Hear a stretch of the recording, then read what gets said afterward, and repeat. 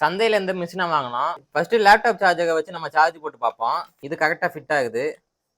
Charge போட்டா பின்னாடி light எரியும். ஆனா அந்த லைட் எரியல, அதே டைம் சூடாகவும் செய்யுது. நம்ம உள்ள கழட்டி பார்த்துக்கோம்.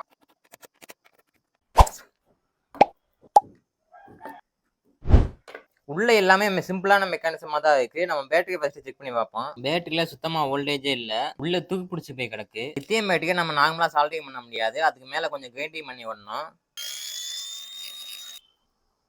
இந்த பேட்டரியை கழட்டிட்டு அந்த பேட்டரியை சால்டரிங் பண்ணிக்குவோம். இந்த பேட்டரியை மாட்டியாச்சு. ஆன் பண்ணி பார்ப்போம்.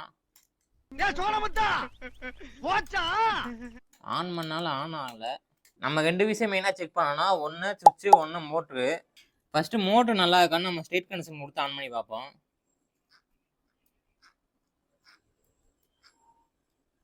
கண்டினியூஸா சுத்த மாட்டேங்குது, விட்டு விட்டு தான் சுத்துது. மோட்டர் வந்து லாக் ஆயிருக்கு. நம்ம அதை கொஞ்சம் ஃப்ரீ பண்ணணும்.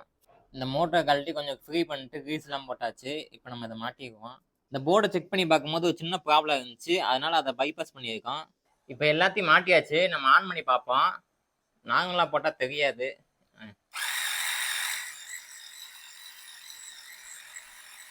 நம்ம கிட்ட கழட்டி பார்க்க பிட்டு இல்லை. அதனால நம்ம அதை வச்சு லோட் டெஸ்ட் பண்ணி பார்ப்போம். கீழே 3 கிலோ வெயிட் போட்டிருக்கோம். இதை வச்சு நம்ம தூக்க முடியுதான்னு பார்ப்போம்.